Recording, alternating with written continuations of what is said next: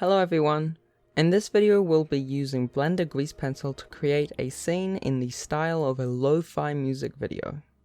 Let's have a look at what I managed and stick around to see how it was made.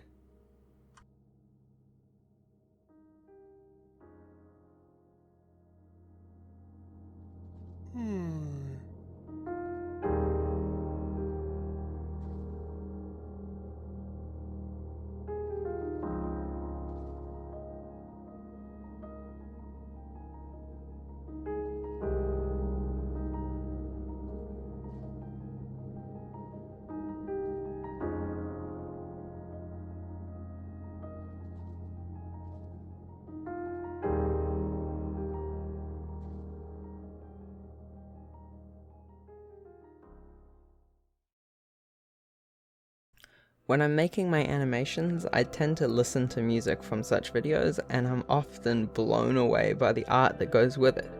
So I wanted to see if I could create something similar in Blender. Initially, I wanted to create something in the style of this video from Chill Hop, where the raccoon character is walking along and a pretty background scrolls past. Moving forward with this concept in my mind, I designed and created a character. However, at this point I realized that I had made similar characters using Blender before on this channel, and I wanted to push myself to do something new. So after a little playing around in Blender and looking for new inspiration, I drew this little scene. I loved how it mixed the sense of fantastical adventure with a relaxed, cozy environment, which are common themes in lo-fi videos. When it came to taking this sketch to a finished result, I wanted to achieve a watercolor paint effect. To do this, I set the color mode in the tool settings in draw mode to vertex color instead of material color. This makes it easy to change colors from stroke to stroke instead of each shape referencing a single material. I've never drawn like this before. In all of my previous Blender projects, I would create a list of materials, one of which every shape in the scene would be assigned to. This gave me a lot of control in regards to changing color decisions afterwards, but for creating a scene like this, where there are hundreds of colors, using vertex colors was definitely the right choice. So using this technique, I drew the bridge as well as the rest of the environment separated onto their own objects.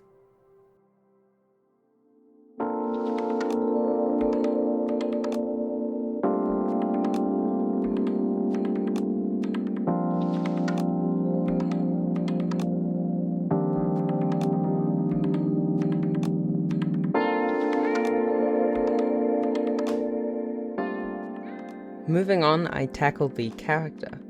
In my initial sketch, I had this ugly little goblin thing. I decided to change this design to better fit the more relaxed style of animation. Instead, I wanted to make him a little cuter and a little more recognizable. To do this, I gave him bigger eyes and added a tuft of hair to add some interest to his design. Regarding the animation itself, I chose to create this using frame by frame. I felt that this was appropriate as it would push an underdeveloped skill of mine. Also, as the animation would consist of a series of animations, each of which would be repeated several times, I believed that frame by frame would be more time efficient. I wanted to convey a sense of calm and relaxation. To do this, I decided to keep him still most of the time, breaking every now and then to grab the attention of the viewer. For this project, I made 3 main animations of various levels of visual excitement. It could probably do with some more, but for now I have one where the character turns his head a little bit, then turns back. Then for the second animation, I made him do this big yawn. This is big and fun and breaks up the monotony of the overall animation. However, this means that this animation should be used infrequently. Otherwise, the viewer will catch on that he's doing the same things over and over. Then in the last animation, the character leans over the ledge and peers into the water. This one is a little in between the others, so that I can still use it a lot without it being too obvious or too bland. Not everything in this project was created frame by frame. For example, I faced a problem with his fishing pole that I was able to solve with some simple rigging using empty objects. Essentially, the problem is the fact that the fishing pole needed to be behind the character and the ledge of the bridge, but the line needed to be in front of both. Initially, this wasn't a problem. I just made two objects, one with the rod and the other with the line. Then they would be at different depths in the scene, so that would fix the layering problem. However, when things are at different depths in the scene, this creates a parallax effect, where objects further back move slower than those in front. So if the fishing rod ever moves, which it does, then the line would become offset. I could have animated a correction manually, but that opens things up to more mistakes. Instead, I chose to make it automatic. Essentially, this takes the position at the top of the pole and the position at the camera, and places the top of the line directly in between, so that the 3 points make a straight line, negating the parallax effect. Before I moved on from the character, I added some effects to make him blend into the environment a little. Firstly, I animated some lighting manually, trying to give him the same watercolor look as the rest of the scene. This looks a bit strange by default, so I added a noise modifier, which gave a frame-by-frame effect, hiding any inconsistencies. To match this, I added another noise modifier that only affects the line work. This has a lower amplitude but still creates an appealing effect. With this, in combination with some light rim effects, I created a result that I was happy with.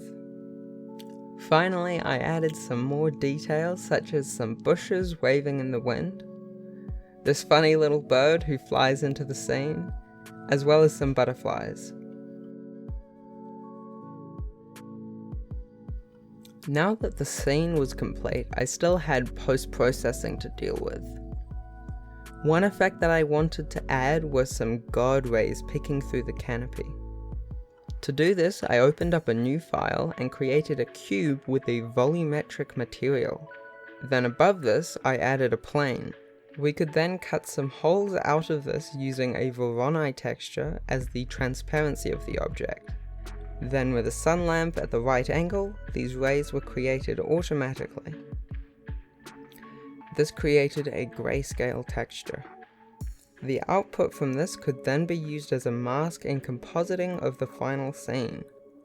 In this case, I mixed the final render of the scene with a duplicate modified to be brighter and yellow tinted, using the god rays as a mask. Using a similar technique, I added some dust particles following this tutorial from Blender Made Easy.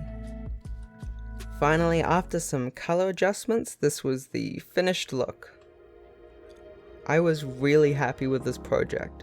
I learnt a lot and had a lot of fun. Thank you all for watching, and I will see you around.